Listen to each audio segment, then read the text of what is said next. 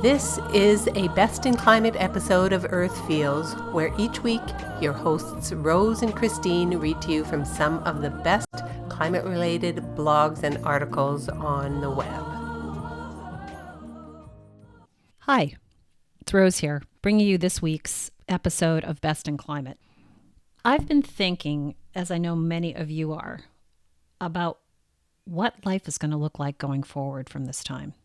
And while many of us are chomping at the bit to get back to our old lives, my feeling has been that something new awaits us all as we emerge.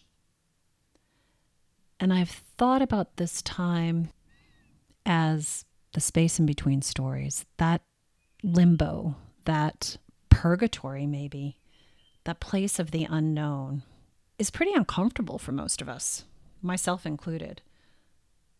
I think it's part of the human condition that we all need to know what's going to come next. And during this time, we've had to get really quiet, or we've had the ability to get really quiet and listen to what wants to happen. So instead of forcing ourselves to make things happen, we've had to learn to allow. And so with every challenge comes opportunity, right? And with every loss, even this big loss of the way we used to live, with every loss, there's a space that's created for something new to come in. Anyway, today's Best in Climate is entitled Threshold, and it's written by Petra Lentz-Snow. It addresses a lot of these uncomfortable feelings that most of us are having right now. I'll read it to you now. It's called Threshold. The invitation of this time for humans all over the world is not so much about going out or getting away from the hustle and bustle of the city to some pristine natural place far from our civilized troubles. The medicine of this ceremony seems to be all about going in. A rite of human passage? Many are asking if this is a collective human rite of passage. My personal answer is it depends. Crisis needs our participation and intention to turn into opportunity. Those drawn to mark a life change in a vision fast ceremony often do so in response to a personal crisis, a life shift, a loss, an irrepressible knowing that they have outgrown a certain stage or version of themselves.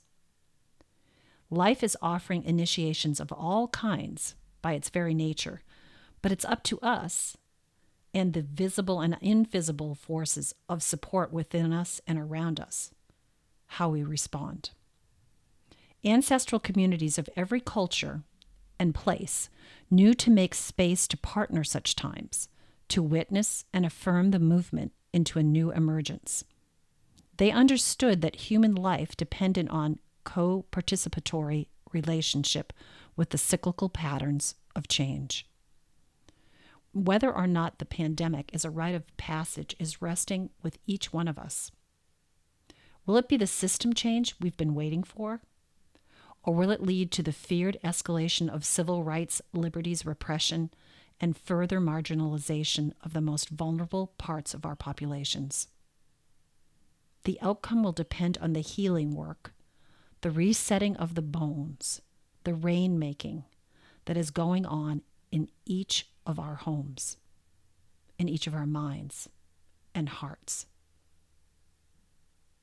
Befriending the unknown. At the very core of the Vision Fast is death and rebirth, and the paradoxical understanding that letting go, no matter how frightening, is the way to live the gift of life full on. At this moment, just like in the Vision Fast, people around the globe are being asked to pass through difficulty, isolation, and the fear of loss, and one can already sense the possible transformation this is calling in. Instead of braving the elements, going without food, shelter, or company, humans in many countries are abstaining from consumerism addiction and the incessant need to be anywhere and everywhere, except on the ground right under our feet. Death has taken a place at the table. Right here in the heart of the most industrialized nations, many folks have lost all access to the outdoors for weeks now. It may look differently from what we think of as ceremony. It may look like shelter-in-place orders, job loss, and remote team meetings on Zoom. It may look like missing paychecks, homeschooling, or closing a small business that means the world to you. It may find you hunting for limited grocery supplies in half-empty stores, feeling the long and twisted cord of the supply line all the way to the source for the first time. It may find you in deep service, risking your life at the front lines, or quietly on the couch, imploding with boredom and depression and without a safe place to be. It may all feel like a strange dream. However different the taboos during the pandemic may be, the heart of the ceremony remains much the same.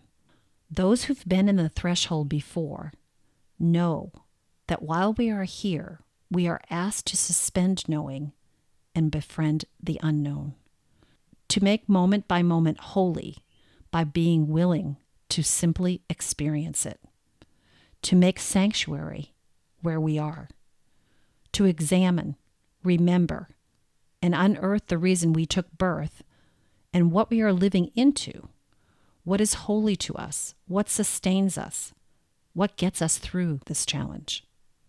At some point in the process, mystery willing, we begin to let go. We shed like snakes, giving away what weighs us down, what we can no longer take with us. Beliefs, money, privilege, shame, anger, hatred, fear. And something new is born. Living the questions. As we are settling into what feels like a global pilot project of some smaller human footprint experimentation, the skies above our cities are clearing. Deer are happily grazing. Birds are singing their hearts out. And whales roam wider parts of the oceans than in a long time, thanks to the decreased nautical sound pollution. Creatures everywhere are reclaiming the living spaces they have been forced out of. And the climate is breathing a sigh of relief. Crude oil prices have crashed, ending in negative prices per barrel for the first time in history. What then is ours to do as humans during this time? Most everyone I know is cleaning out old closets and coming more current with their resources, and maybe more than just the utter world ones. Dust gets blown from living wills, or they get written for the first time. What conversations want to be had? What relationships are in need of repair? What is my deepest passion, and how is it using me? What action is being called out in me? Is supporting my neighbors and community part of my ceremony? This is a time of living the questions, of opening ears and hearts wide, of listening for the great universal heartbeat that so easily becomes audible when fasting in the wild, in a silence so profound, in a place so exposed that there simply is no way not to be found. It is here now. It has come down from the hills to reach deeply into our homes for our fugitive hearts. Can we let it in? With love from these lost borders. Petra Lentz-Snow, School of Lost Borders.